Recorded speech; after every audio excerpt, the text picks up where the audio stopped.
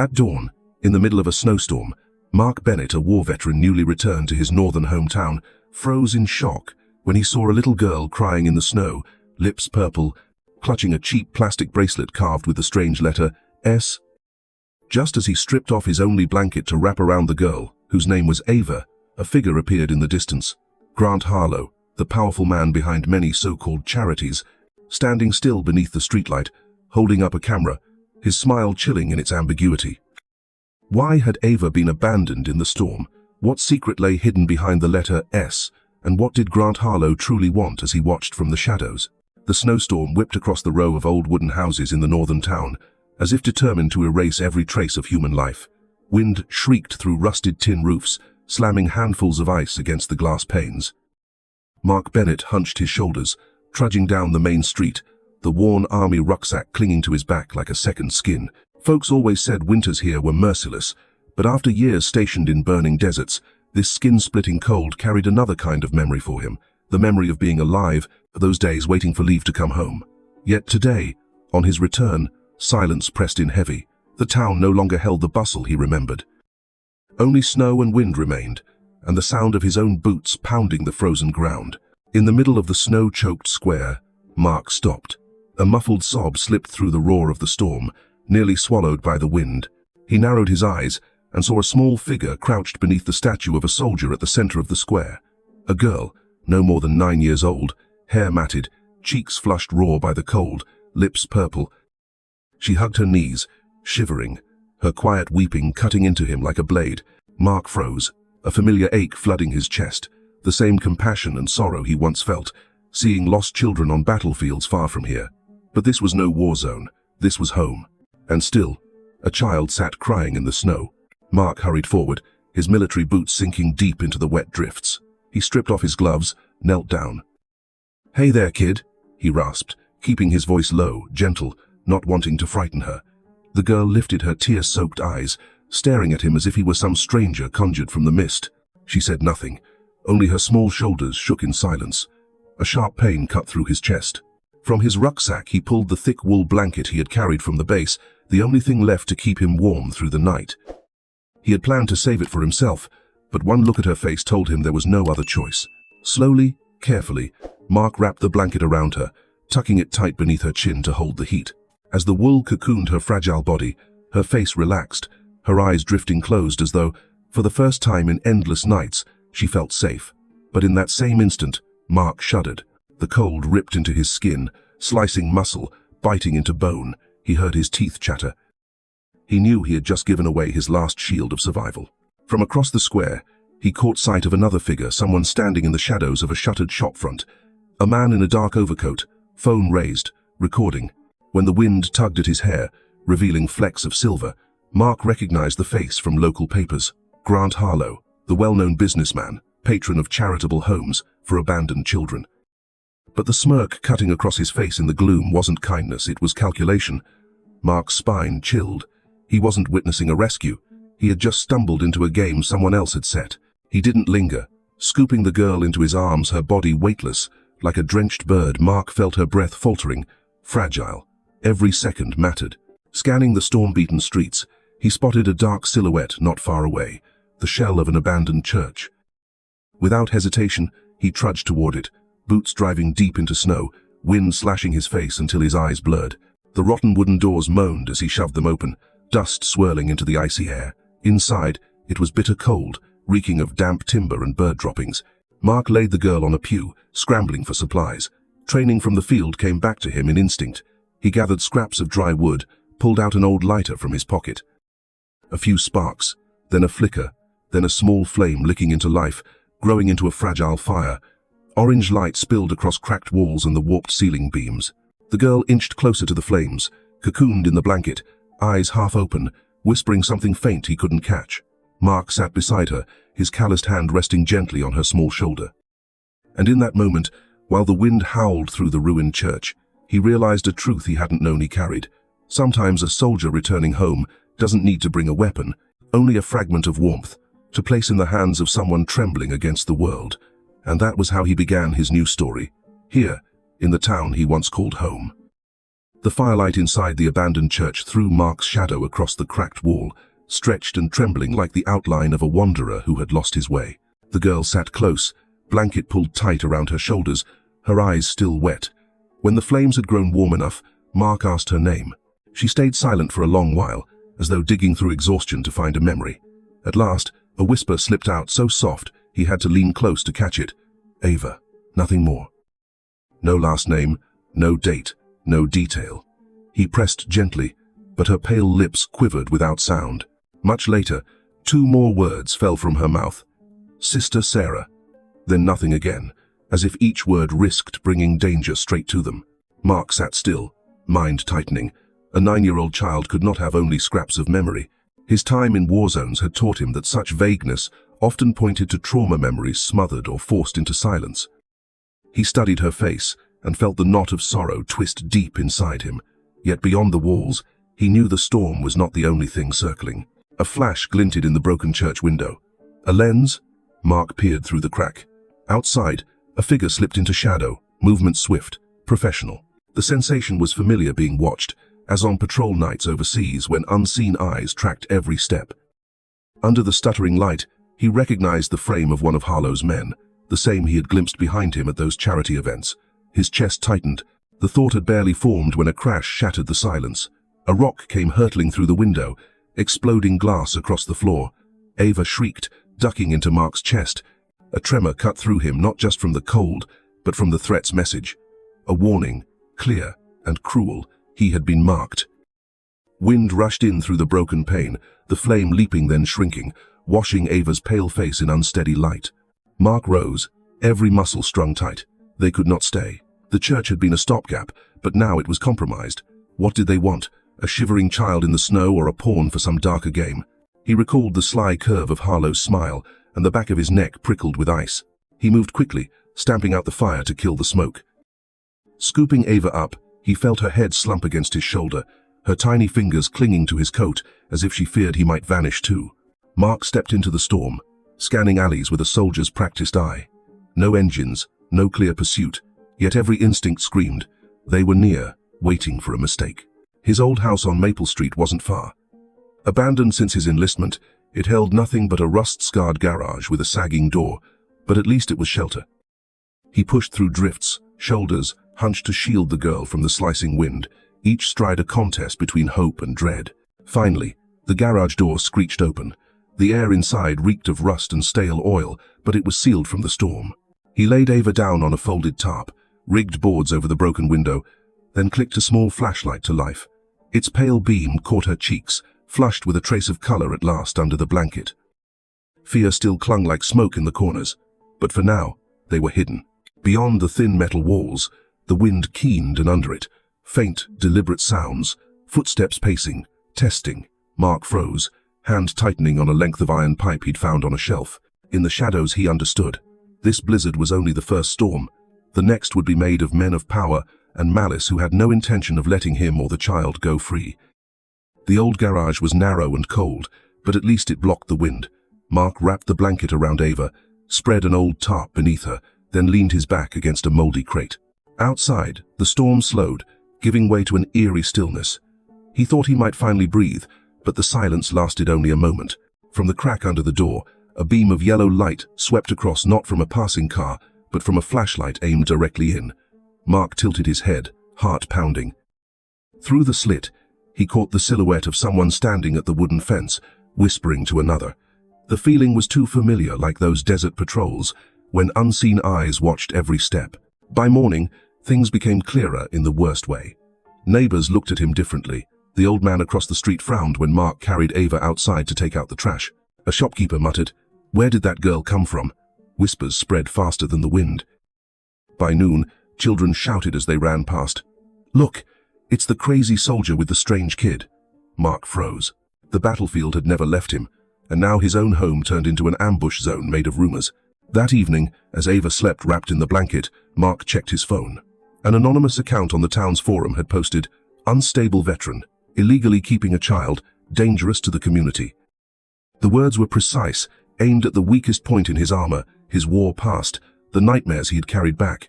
Mark gripped the phone so tight his knuckles went white. He knew Harlow was behind this. An invisible bullet, but just as deadly. Before he could gather himself, flashing blue and red lights cut across the window. Police. Heavy knocks rattled the door. Ava startled awake, clinging to his shoulder, eyes wide with fear. Mark took a long breath and opened the door. 2 officers stood there, eyes cold. "We got a report," one said, "that you're keeping a child illegally. We need to take her now." The words fell like a hammer. In that instant, Mark was no longer just a lonely man hiding in a garage. He was a soldier, and soldiers didn't retreat in panic. Calmly, he slid his phone to record, his voice low but steady. "This child is a potential witness. In an emergency, I'm preserving her body heat. This is witness emergency protocol. You can check in the morning when welfare officials are present. But tonight, taking her out means sending her back into danger." The officers exchanged glances, clearly torn. One peeked inside and saw Ava curled up, lips pale. There was no ground to argue further. They gave a curt nod.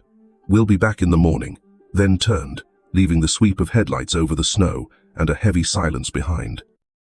Mark shut the door, leaning his back against the wooden wall, heart thudding as if he'd just escaped a blast. Ava pressed closer, whispering something too faint to catch. Outside, snow still fell, but he knew. The enemy this time didn't carry rifles. They carried rumors, prying eyes, and the kind of power that thrived in the dark. Morning light slipped through the rusted seams of the garage, scattering across the stained concrete floor. Mark woke after a restless night, his back aching from the hard ground. Ava was still curled beneath the heavy blanket, her breathing steadier now. As he adjusted the edge of the fabric, his eyes froze. Her thin wrist lay exposed, marked by a deep purple bruise. It wasn't the kind of mark left by an accident. It was the shape of fingers clamped down hard. Rage lit inside Mark's chest like fire meeting dry powder. He had seen brutality before, but witnessing it carved into a child's skin here, in his own town, struck harder than any battlefield memory. Her wrist also carried a cheap plastic bracelet. A single letter S had been carved crudely into it, as if with a dull blade. Ava stirred, half awake, and quickly pulled her hand to her chest as though ashamed.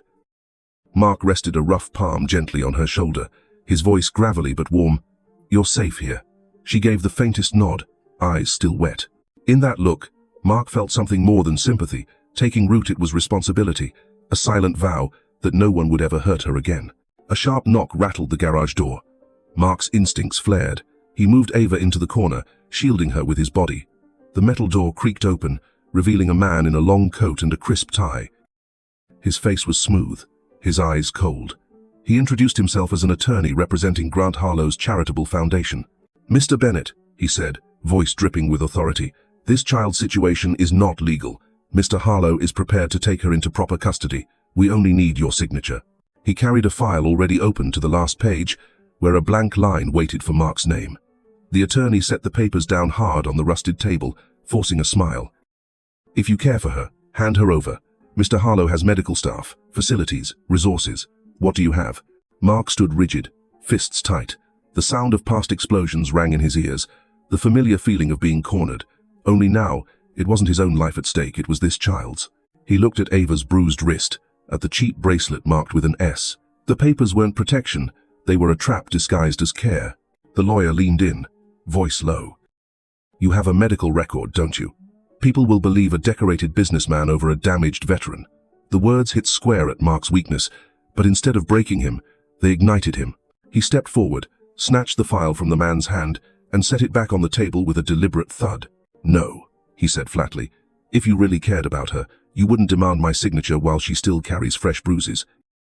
In the same breath, Mark pulled out his phone, snapping photos of the bruise and the bracelet.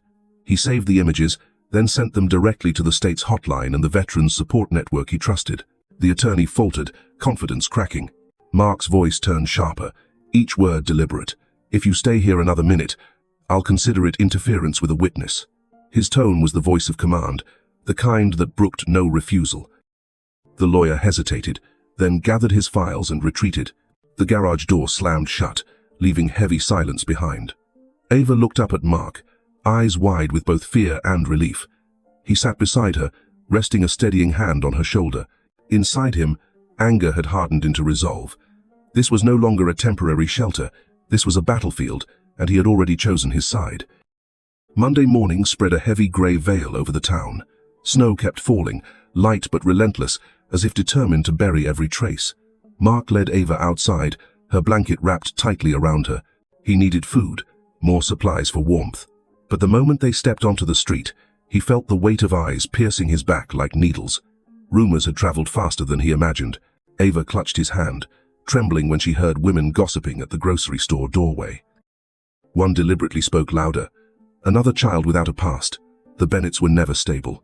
The name Bennett rang out in the frozen air like a verdict. Mark clenched his jaw, eyes fixed forward, walking faster. He knew they were recalling his father's drinking, his own scars from war. Rumor thrives where cracks already exist, and Harlow knew exactly how to exploit them.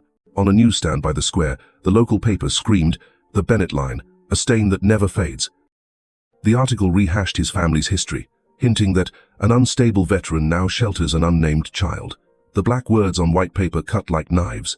Ava caught sight of a few lines, her eyes widening, and when the vendor mentioned the word orphanage, she froze, clinging to Mark's hand, shaking her head violently, stammering, "No, don't want the orphanage." Mark knelt, hands firm on her shoulders. "No one's taking you there, I promise." But promises sounded fragile in the frozen air, weaker than the tide of public judgment. He tried the pharmacy for heating packs and fever medicine. The owner, once a drinking buddy, glanced at him and shook his head. "Sorry, Mark, I can't get involved. People say you're keeping a child illegally. I can't sell to you." His tone was evasive, eyes avoiding contact. Mark stood there, arms limp at his sides. Part of him wanted to erupt, but only emptiness filled the silence. As he turned to leave, the door slammed behind him like a sentence closing. Ava squeezed his hand tighter, her eyes red. Loneliness pressed down heavier than snow. Friends had turned, neighbors doubted, every door shut. Harlow had planted his poison well. In combat, Mark had known what it was to be surrounded by enemies. But here, in his own hometown, the siege of gossip and prejudice weighed heavier than any armor he'd worn. In that despair, one choice remained: Dr. Emery. The elderly physician had served the town for decades, known for stern fairness. Mark carried Ava to the small clinic at the street's end, glass fogged with condensation. The smell of disinfectant hit him immediately. Dr. Emery looked up, his sharp old eyes measuring them. "What have you dragged in now, Bennett?" his gravelly voice asked, not unkind. Mark set Ava on a chair, pulling back her sleeve. The bruise stood stark against pale skin. Emery frowned, lifted his glasses, and exhaled. "Not a fall. That's a handprint." The confirmation landed like a hammer, but it was also leverage. Sitting straighter, Mark said evenly, "I need you to record her condition. Give me medical grounds to keep her tonight without removal." Emery studied him a long moment, then nodded. He scribbled notes, signed, and stamped the paper. "I don't know what you've gotten into, Bennett, but if this child needs protection, let this be the first step." Aid.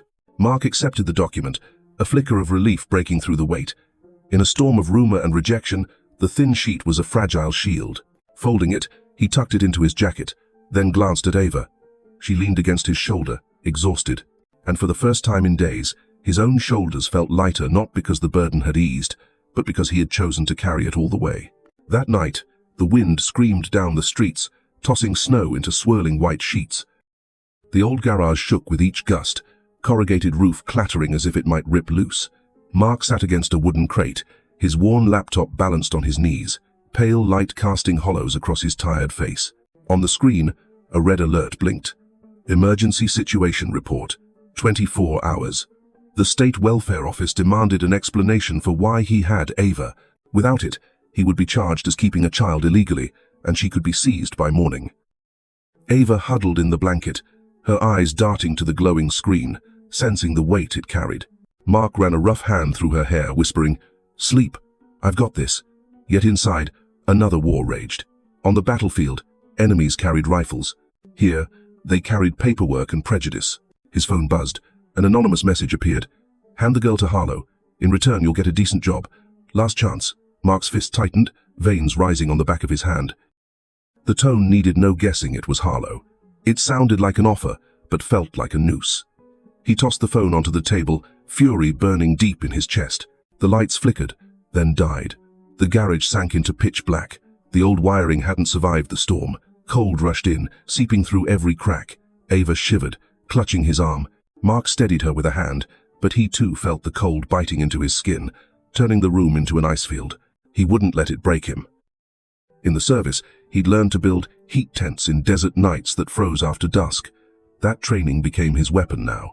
Mark pulled a heavy tarp from his pack, rigging it into a small shelter in the garage corner. He tucked Ava inside, wrapped in the blanket, then lit a handful of candles for warmth. On an old shelf, he found glass bottles, filled them with boiling water from his kettle, sealed them tight, and placed them around her. Warmth seeped out, fragile but enough to guard her small frame. A faint smile flickered across her lips as she drifted towards sleep, her face no longer the bluish pale it had been. In that flicker of candlelight, Mark felt a quiet relief. He leaned back against the wall, lungs drawing a long, steady breath. Amid the storm, he had only one path: write the report, no matter the cost. He opened the laptop.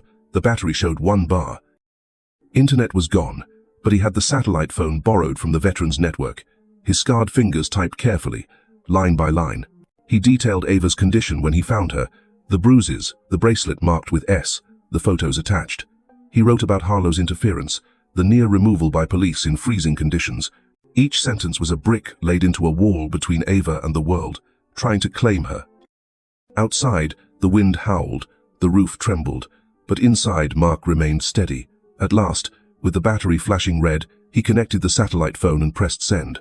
The screen flickered, then displayed, report submitted successfully. Mark sank back onto the floor, eyes closing.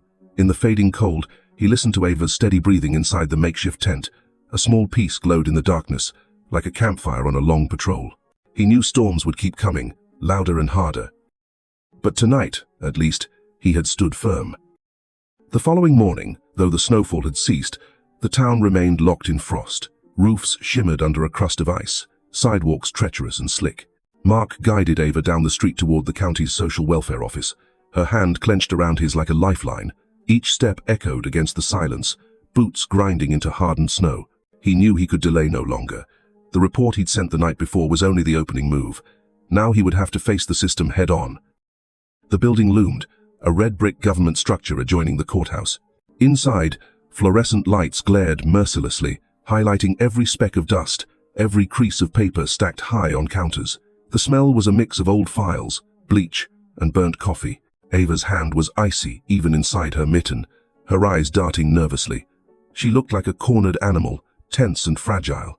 Mark bent low, whispering, "I'm here. You're safe," though his own chest felt tight as a drawn bow. A staffer with a name badge ushered them into a small conference room. The decor was sterile grey walls, polished wooden table, leather chairs too stiff to offer comfort. On the table sat an open file, bold across the cover, temporary placement, recommendation for transfer to Harlow Center. Mark's stomach tightened instantly. He gripped Ava's hand harder, bracing himself. The door opened again. Grant Harlow entered, draped in a dark overcoat, his gait calm, practiced. His face wore a benevolent smile, wide but hollow. He extended a hand toward Mark. "Mr. Bennett, we both want what's best for this child. My center can provide urgent care, warm beds, medical specialists, proper meals. With your signature, she can be safe tonight." Mark stared at the offered hand, unmoving. He recognized the performance for what it was. The welfare staff chimed in, flipping pages, repeating bureaucratic lines. Ava had no documents, no relatives. She required an immediate solution. The words struck like hammers, each syllable meant to corner him into compliance. Ava's gaze wandered to the papers. There, printed in color, was the Harlow Center's logo, a pale blue circle, an elegant H inside. At once she recoiled, clutching Mark's hand so tightly, her nails bit into his skin. Her lips shook. "No, don't go." The whisper turned to repetition, desperate and shaking. Mark felt her body trembling beside him. The room froze into an arena. On one side, Harlow spoke smoothly, draped in philanthropy. On the other, Ava recoiled, terror etched into her every breath.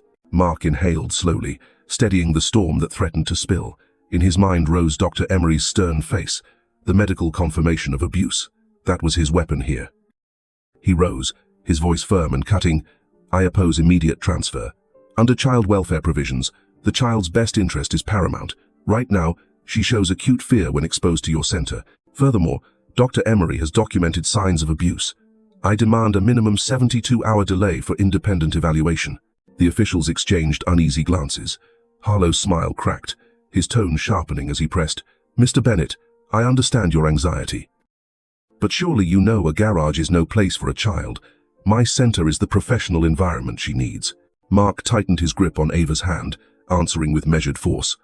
"Professional care never begins with panic. If you truly cared, you'd hear the child's fear before anything else." He placed Emery's signed medical report on the table, its signature and stamp undeniable. Silence stretched, taut as wire.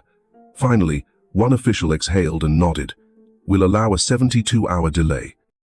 After that, the court will decide." Mark gathered Ava, leading her back down the sterile corridor.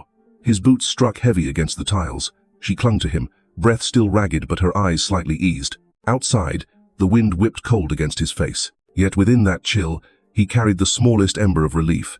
He had carved out a fragment of time, fragile though it was, to shield the girl from Harlow's reach. That afternoon, the town lay under a deceptive brightness. The sun pierced through the clouds for the first time in days, making the snow glitter like glass. Mark sat in the dim garage, his eyes fixed on Ava's plastic bracelet. The crudely carved S was no child's game. To him, it was deliberate, an encoded clue. Years of service had taught him to trust the details no one else noticed. He scribbled possible meanings on paper. Sarah, Samuel, shelter. At the sound of Sarah, Ava's eyes twitched, her small body tightening as though an old wound stirred. She didn't speak, but the reaction was clear. That single letter might connect her to a person, a place, maybe even the beginning of her story. Mark's memory swept back to the old brick church at the end of Riverside Street. Years ago, a charity had turned it into a makeshift classroom for homeless children. It had shut down suddenly, left to rot. Maybe the S pointed to that place, or to someone who had cared for those children. A thin thread, but it was hope. He left Ava with an elderly neighbor he trusted, promising to return quickly. She didn't ask questions, only nodded with quiet worry in her eyes. Mark pulled on his heavy coat, took a flashlight and his phone, and headed down the frozen street. The town was still, wind dragging dead branches against rooftops with scraping sounds. The church door creaked open, heavy and reluctant. Inside, the air reeked of mold. Light slanted through broken stained glass windows, streaking across dust-thick pews. Desks for children still sat in rows, covered in grey film. In the corner, a shelf sagged under the weight of old registers, their pages yellow and curled. Mark picked one up, turning brittle pages. Names scrawled in messy handwriting filled each line, with occasional notes scribbled along the margins. He raised his phone, photographing page after page. His pulse quickened when he saw the entry, Sarah Lynn, marked with an S beside it. His breath caught. The same letter as Ava's bracelet, proof, or at least, a thread leading somewhere real. Hope flared, warming his chest for the first time in days. Then came the sound, a sharp scrape outside. Mark looked up, catching a glint of light off a camera lens peeking from behind a stone pillar. His gut twisted. Harlow's men. They had tracked him here. He shoved the register back onto the shelf, stepping toward the aisle, but the rear door banged open. Two masked men burst in, fast, practiced. A fist crashed into his shoulder, slamming him into the pews. His phone slipped from his hand, clattering across the floor. One man scooped it up, the screen flaring to life with the photographs. Mark lunged, desperate, but a heavy boot caught him in the ribs, dropping him breathless to the ground. Pain ripped through his chest. By the time he lifted his head, their footsteps thundered out the back door. In seconds they were gone, his phone with them along with the only evidence he had gathered. He collapsed to one knee, palm pressing against the freezing stone floor. Despair swept through him like a blizzard. The fragile flame of hope had been snuffed out in an instant. But even in pain, the soldier in him checked back over every step. He remembered. Before leaving the garage, he had slipped the memory card into the hidden slot beneath his boot sole, a trick he'd never forgotten from his time in deployment. Dragging himself upright, Mark stumbled out into the open. The wind lashed against him, clouds closing in, snow hissing through the air. But in his boot, pressed against his heel, he still carried the images, the register, the name, Sarah Lynn, the faint S marked beside it. The phone was gone, but the proof had survived. He pulled his collar high, scanning the deserted street. The hunt had begun. He could feel it in his bones. But he also knew one sliver of truth, one fragment of data, could tip the scales. And now, he carried that fragment. Small, fragile, hidden but alive, and he would guard it at any cost. In the damp garage, Mark hunched over an old laptop, its flickering screen the only light. The weak internet crawled as he typed Sarah Lynn again and again. An old church directory held a number linked to the name. His pulse quickened as he dialed, but the line cut with a recorded voice. This number is no longer in service. He tried others, chasing any thread that might connect. Each one led into silence, abandoned lines, people who no longer existed. It was as if Sarah Lynn herself had been scrubbed out of the town's memory. Mark leaned back, weary, his hand resting on the boot that carried the memory card hidden beneath its sole. A sliver of evidence, fragile but vital. Then the wind pushed flyers under the garage door. Mark bent to pick one up. In bold letters, community event, giving better homes for homeless children, sponsored by Grant Harlow. A smiling photo of the man himself stared back, hand laid gently on a child's shoulder. Mark's gut tightened with rage. That man with filth on his hands now worshipped as a savior. That evening, the town square blazed with light. Temporary scaffolding framed a stage, floodlights glaring against the snow. People packed close, drawn to the promise of charity. Mark pulled his collar high, fists clenched in his coat pockets, his heart pounding. He could feel the heat of anger before Harlow even appeared. And then he did. Dark overcoat, gleaming tie, smile wide and polished. He lifted his arms like a shepherd over his flock. His voice rolled out smooth, rehearsed. We must bring lost children into safe homes. At our center, they receive care, education, love. Applause thundered, shaking the square. Mark's fists tightened. Every word landed like a blow. But Harlow leaned in, lowered his voice, and the tone cut sharper. Of course, there are those who take children into their own hands, believing they can replace an entire system. I trust they'll reflect on themselves before they harm the very lives they claim to protect. The words sliced through the air like knives. Faces turned, whispers rippled, eyes glancing at Mark. It was an attack without naming him, but aimed straight into his chest. His blood surged. The anger that had simmered now roared into flame. He moved, pushing forward, parting bodies in the crowd. He reached the barricade. When a staffer shifted to hand the microphone to the next speaker, Mark extended his hand. His voice was iron. 1 minute. The system carried his words across the square. He locked eyes with Harlow, gaze unyielding. His voice was rough but sharp. You speak of safe homes. Explain then why so many children from your center carry bruises, marks on their wrists, scratches on their necks. Is this the care you boast of? The applause collapsed into silence. The crowd froze, tension thick as wire. Harlow's smile faltered, his face stiff, though he forced composure. I don't know what you mean. Mark didn't let him. His tone cut sharper. These are not rumors. I saw it myself, and I'm not the only one. He scanned the crowd, eyes sweeping the silence. Seconds stretched, unbearable. Then, from the edges, a few parents stepped forward hesitantly. A gray-haired woman whispered, voice shaking, My son came home with bruises too. I thought I was the only one. The murmurs spread like ripples in water. Suspicions multiplied, whispers swelling into a low tide of unease.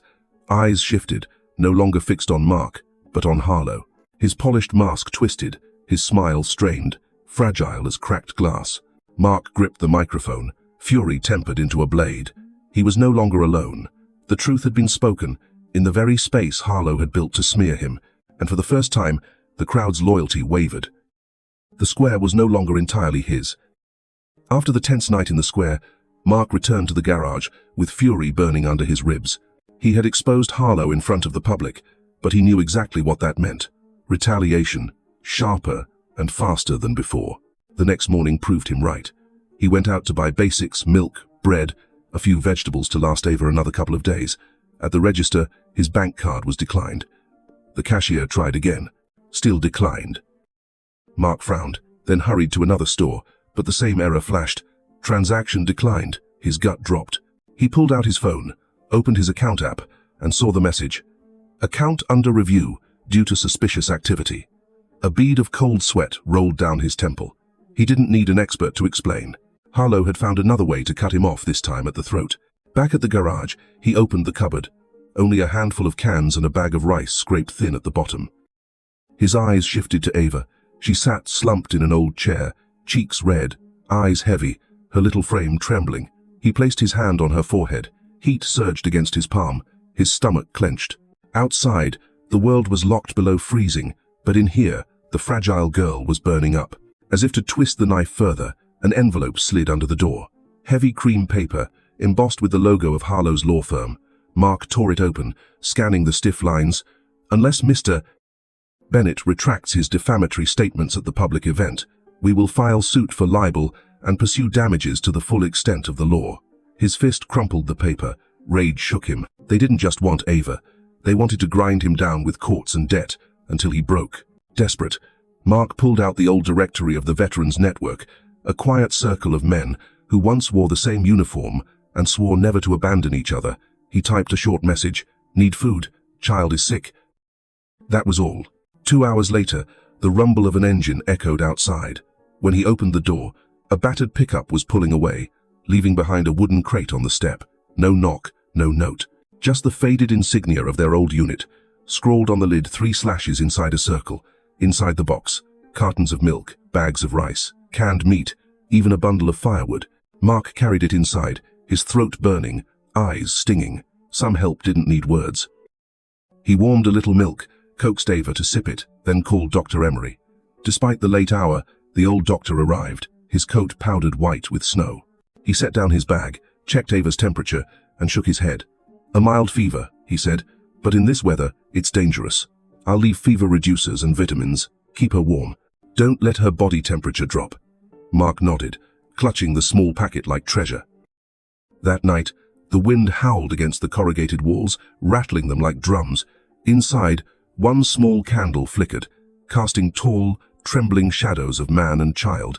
Mark sat beside Ava's makeshift bed, her tiny hand in his. Her forehead was still hot, but her breathing had steadied under the medicine. Exhaustion pressed heavy against his chest. He could feel everything slipping: money, the law, even public opinion. But one truth stood unshaken. Her life was the line he could not cross, the one battle he could not lose. And for that, he would endure, no matter how the world tried to crush him. That night, after Ava swallowed her medicine and drifted into restless sleep, Mark leaned back against the cold wall. The garage was so silent that every gust of wind rattling the corrugated roof sounded like war drums.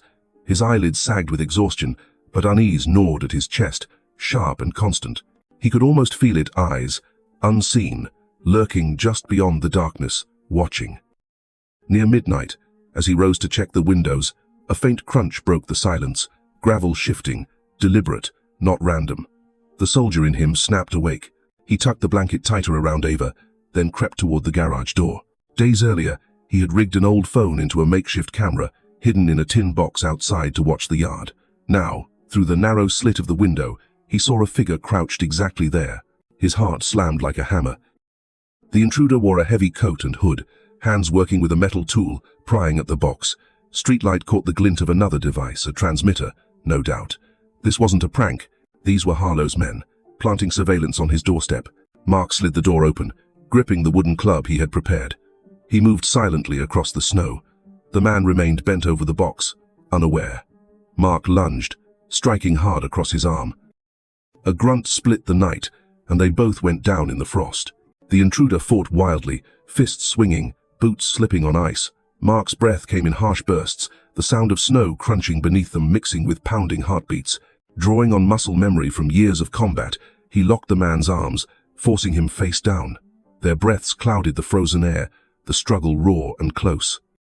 Finally, Mark wrenched the arms behind the man's back, tying them tight with a rope he always kept near the door. The intruder thrashed, yelling, "I was just fixing the power. Someone hired me to check the lines behind your house." His voice cracked with desperation, but his darting eyes betrayed him. Mark's sweat chilled under his coat, but his tone stayed even. "Fixing power at midnight? By tearing out a camera on my porch?"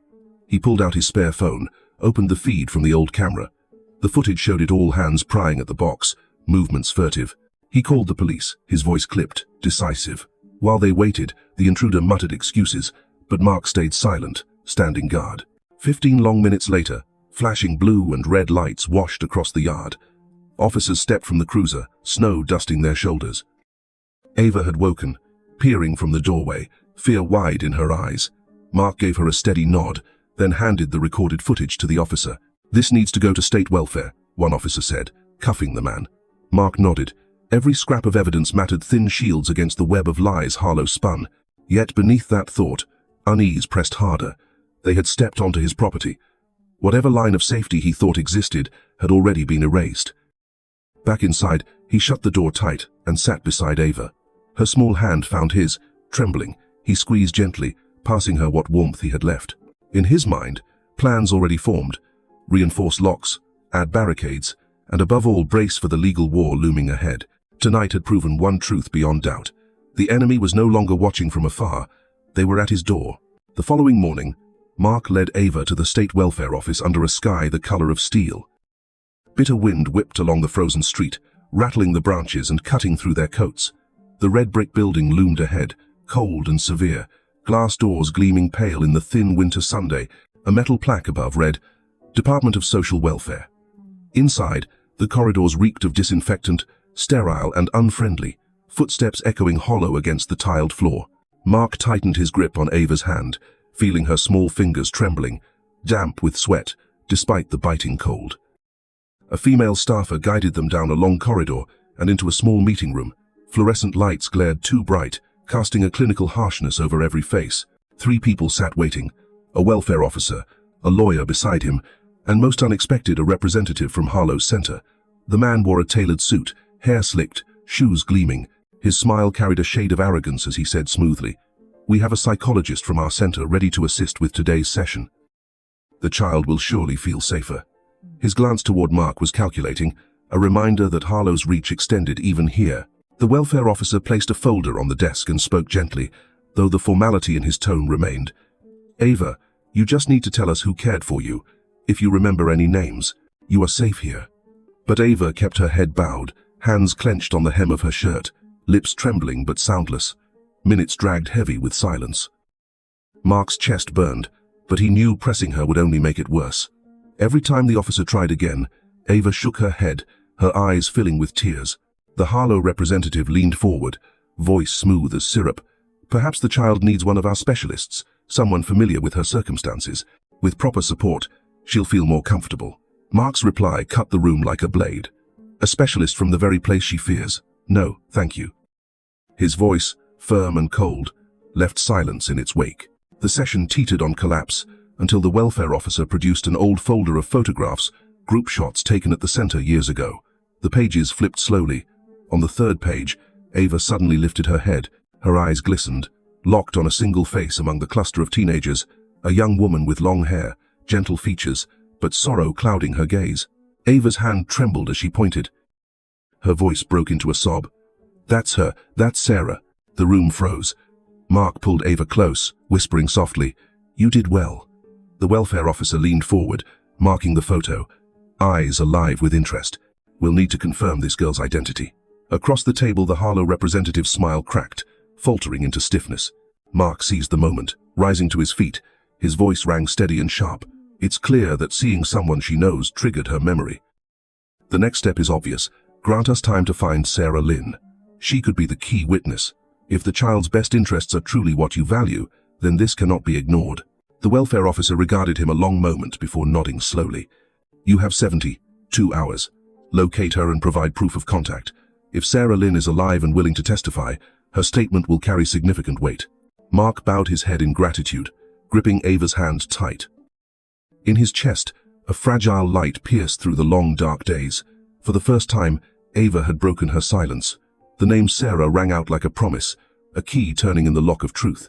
Danger still loomed ahead, but now they had a direction, a goal to cling to. Find Sarah Lynn, the witness who could unravel Harlow's carefully woven lies. At dawn, the town lay under a shroud of mist, rooftops and narrow streets veiled in a pallid grey, like a funeral cloth stretched across the land. Inside the garage, Mark was jolted awake by a blast of icy air slicing through his collar. He sat bolt upright, heart thundering with the unmistakable sense that something was terribly wrong. His eyes darted to the corner cot where Ava usually lay curled beneath her thin blanket. But the blanket was empty, only a shallow imprint left behind of her small frame. "Ava?" His voice rasped, raw with fear, echoing into the silence like a prayer in a tomb. No answer came. Mark rushed to the window. The pane had been forced, wood splintered, paint freshly chipped. Cold air poured in, biting his face. On the ground below, the thin snow bore the evidence. Large boot prints pressed over smaller steps. His legs nearly gave out. Clutching the sill, he felt as though the world had collapsed. Every measure he had taken to protect her, Every fragile thread of hope he had held shattered in an instant. A storm of questions battered him. When had they come? How had he not heard? Where had they taken her? Was she crying, calling for him? Her small voice from the night before still echoed in his mind, squeezing his chest until he could hardly breathe. For the first time in years, panic tore at him, raw and merciless. Later, in a small cafe, Sarah slid the envelope across the table to the auditors. Her hands shook. "This is real. It matches the video we recorded. You'll see the gap between these figures and Harlow's spotless reports." The lead auditor opened it, eyes narrowing as he read. Sweat traced his brow, but his voice was firm. "If this holds, we can petition for a court order immediately." Mark sat silent, listening to the scratch of their pens, his chest tight with both fear and rising hope. Sarah looked down, tears falling, tears of release, not despair. "I thought my silence would kill me," she whispered. "But at least now the truth is out." Within a day, the auditors filed an emergency motion. By afternoon, the state court signed an order. Independent auditors granted full access to Harlow Center. News spread fast, reporters converging on the gates. Cameras flashed, crowds gathered, murmuring. Harlow forced his smile, but veins strained in his neck, his mask cracking. When the police arrived with the court order, the commanding officer's voice rang out, "By authority of the court, open these doors immediately." The iron gates groaned as they swung, the sound like a sigh from the weight of lies collapsing. From a distance, Mark watched, fists clenched. For the first time in weeks, he felt it justice, finally stepping onto the field. The air that night felt heavy as iron, snow falling thick across the empty streets, leading to the rundown motel where Sarah was hiding. Mark drove his old pickup in silence, Ava curled in the back seat, her face pressed against the window. She sensed the unease in him, and he couldn't mask it. His thoughts spun with Sarah's call earlier. Her car tires slashed at the supermarket, her room door lock pried open. A clear warning from Harlow's men: stay quiet, or pay the price. At the motel, the evidence was plain. The doorframe scarred, the metal warped where someone had tried to force entry. Inside, Sarah sat trembling on the bed, clutching a folder to her chest. "I knew they wouldn't let me live through tomorrow," she whispered, voice breaking. "The trial. I might not make it." Mark gripped her shoulder, firm. "You'll make it. I'm here." But inside, dread coiled tight in his chest. Ava entered, her eyes widening with fear as Sarah spoke. She clutched Mark's sleeve, whispering, "Will they hurt her?" The question stabbed him. He knew he couldn't shield both Sarah and Ava at once. He had to choose. Kneeling, he gathered Ava into his arms. "Tonight you'll stay with the foster family Dr. Emery arranged. Just one night. I have to stay here to protect Sarah." Ava burst into tears, her small body shaking. "I don't want to leave you."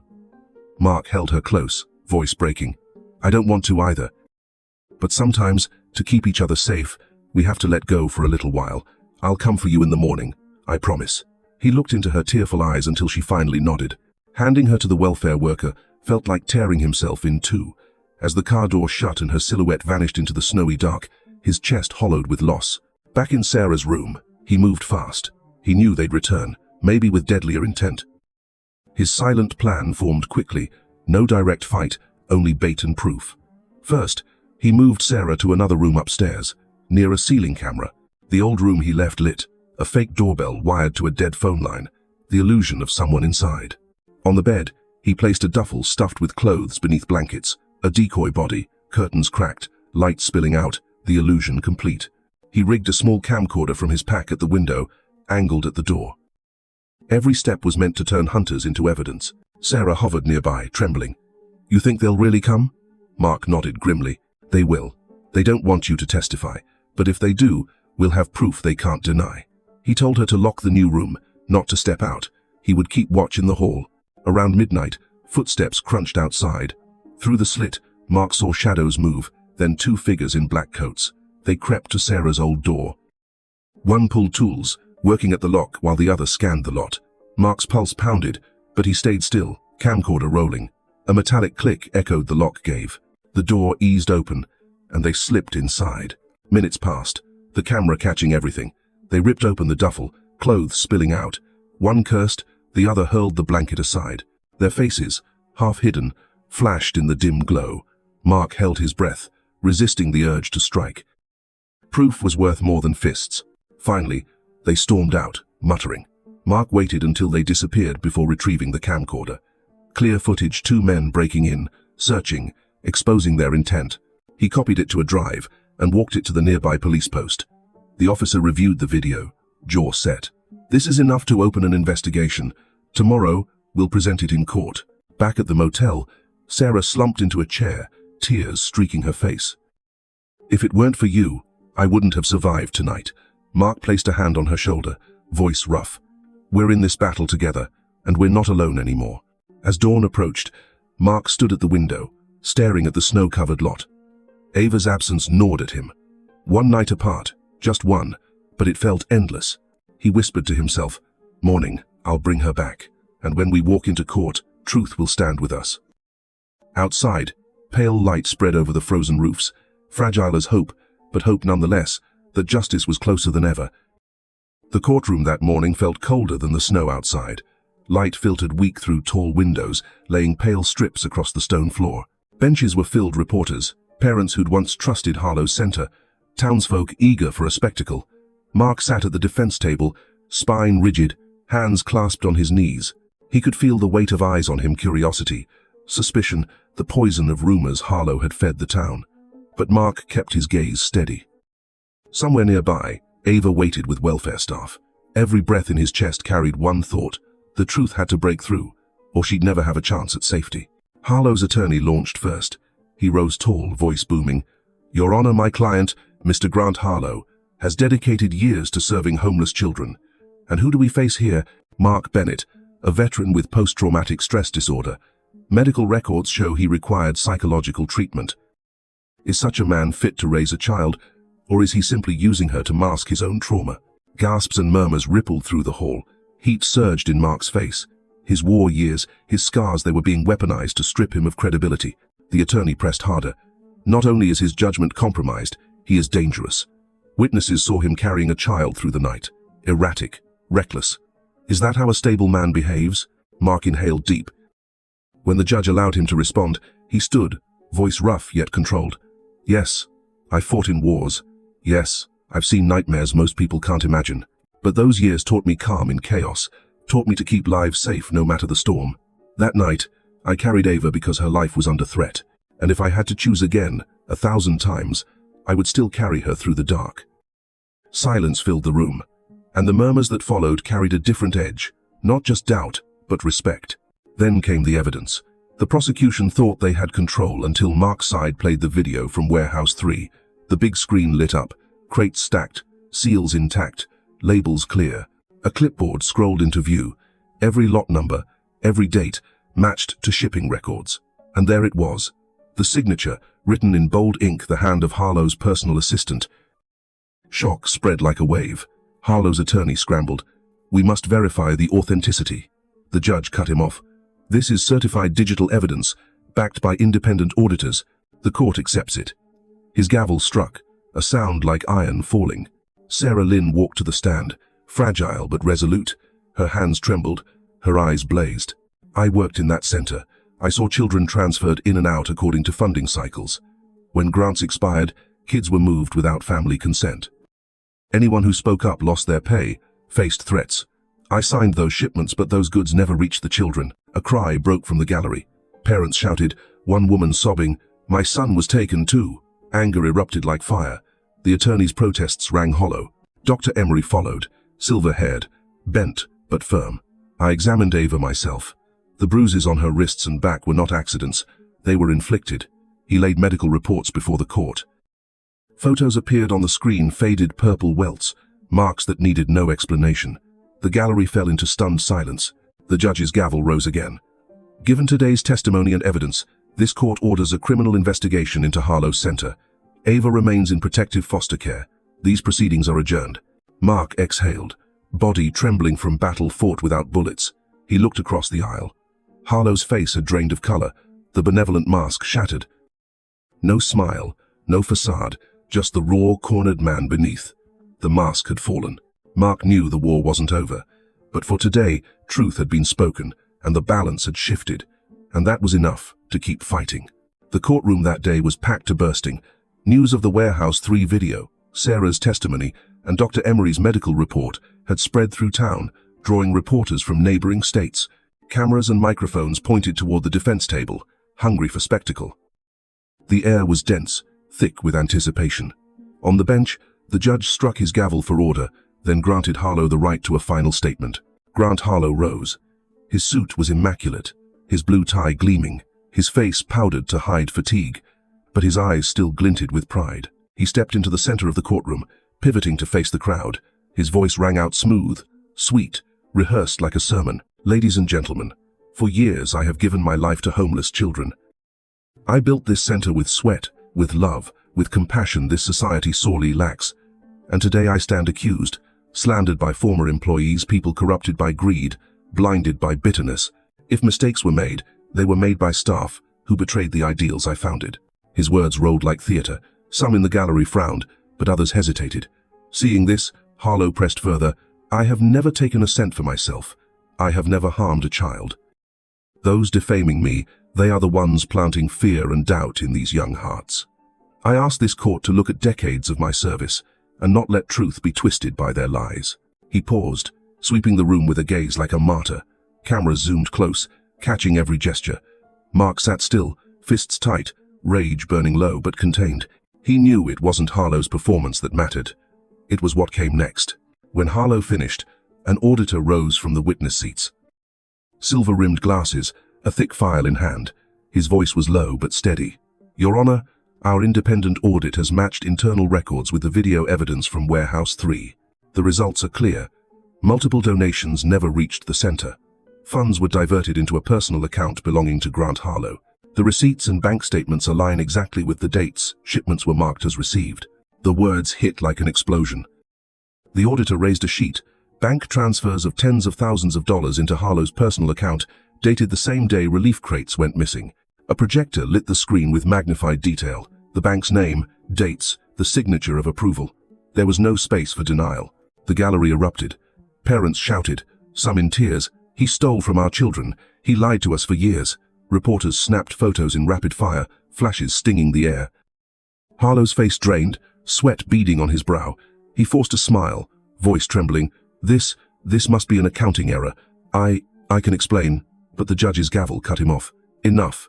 With financial records, video evidence, and sworn testimony, this court accepts the prosecution's motion. Arrest warrant is issued for Grant Harlow. All associates named in connection are to be remanded immediately. Police surged forward. The metallic click of handcuffs rang out. Subordinates were led away, pale as chalk. Harlow thrashed, shouting, You can't do this. I am this town's benefactor. I raised hundreds of children. His cries were swallowed by the roar of outrage. Cameras closed in, recording him as he bent, shoulders sagging, eyes wild, his mask shattered. Mark watched in silence, breath steadying, as if some great weight had lifted from his chest. He didn't cheer, didn't smile. What filled him was a quiet release. Justice had shown its face, and the villain had fallen in full view. Yet he knew the fight wasn't finished. Trials still lay ahead. Children still needed protection. But this moment, the falling of the mask would remain etched in memory for all who had seen it. The morning after the final hearing, the town fell into an uncanny silence. The banners praising Harlow's center were gone. The furious whispers in the square subsided, yet the air remained heavy with division. Families who had once entrusted their children to the center now carried both relief and shame, realizing their trust had been betrayed.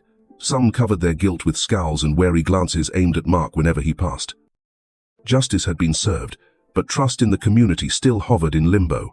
Back in the old garage-turned-makeshift home, Mark sat beside Ava. Outside, the snow had begun to melt, dripping from the rusted roof into tiny rivulets that trickled into the gutter. The cold remained, but warmth was slowly seeping back from the ground, signaling winter's retreat. Ava clutched the same blanket Mark had given her that stormy night. Its fabric was frayed, its corners worn, but it was the relic of survival, the first bond between a war veteran and an abandoned child. The girl still carried silences. Sometimes, sitting still, she would startle, hands clenched, eyes wide as though fearing shadows might swallow her. At other times, she turned inward, quiet for long stretches, twisting the plastic bracelet with the letter S. Yet today, a faint smile flickered on her lips. Sarah, the young woman who once taught the temporary class at the church, had found an old photograph. In it, Ava, much younger, stood beside Sarah, and behind them a board read, Harlow Youth Wing. scrawled at the corner of the photo were the words, "Tran family, Ava Marie Tran." When Mark placed the photo before her, Ava froze. Her eyes blinked rapidly, pulling fragments of memory from shadows. She touched the scribbled name with trembling fingers, whispering, I am Ava Marie Tran." Her small lips quivered, the words fragile, yet certain. Mark's chest tightened, tears welling. He said nothing, only laid his calloused hand on her shoulder, lending quiet strength. News of Ava's true name spread quickly. For some townsfolk, it was confirmation. Mark hadn't fabricated anything, hadn't kidnapped a child, but safeguarded one erased from records by corruption. Yet skeptics remained, muttering that a photo doesn't prove much. In coffee shops, in the market, in churches, the debates lingered. The welfare department issued a provisional ruling. Ava would be placed under Mark's guardianship for 6 months while long-term custody paperwork proceeded. Mark signed the papers with a trembling hand, not from fear, but from the weight of responsibility. He sought no title, no applause. All he wanted was for Ava to have a stable home, a night's sleep free of terror, and a future where she could attend school and laugh like other children. In the days that followed, the town began to shift. Parents who had once opposed Mark came to him, bringing food, warm clothes for Ava. A pastor offered, "If needed, we can open a small class for the children." Sarah, though still carrying scars, returned to tutoring, spending more time with Ava to help her memory heal. Dr. Emery visited regularly, checking her health and reminding, "Time will be medicine, but this child needs more kind hands than medicine alone." Mark stayed in the background, demanding nothing, arguing with no one. He was like an old timber beam, holding the roof steady, not dazzling, but steadfast. At night, when Ava slept, he folded the worn blanket neatly and placed it on the chair beside her bed. He looked through the window, where snow dripped steadily into streams. The sky was no longer a dense grey but faintly glowing with dawn. In that quiet, he whispered a question that required no immediate answer. "When the next storm comes, will we keep opening our doors to each other?" The question belonged not only to him and Ava, but to the whole town, to those who had turned away, stayed silent, or been deceived. The future would depend on how they chose to treat the fragile children among them. Outside, snow kept melting, trickling like whispers of hope. And inside that garage, a fragile but real home was beginning to take shape. This story reminds us that justice does not always come from courts or titles, but from the patience to hold on to what is right in the hardest moments. The soldier did not seek glory. He simply chose to stay by the side of a fragile child, despite suspicious looks and endless paperwork. For those who have lived through half a lifetime, it is a reminder that kindness does not need to be loud, only steady and quiet. A town may remain divided, public opinion may still doubt, but a helping hand offered at the right time can change an entire fate. Sometimes, the greatest value is not in winning or losing, but in making sure no one is left behind. Which state in America are you from, or where in the world are you right now? Leave a comment so I can send my greetings to you, and don't forget to subscribe so we can meet again in the next episodes.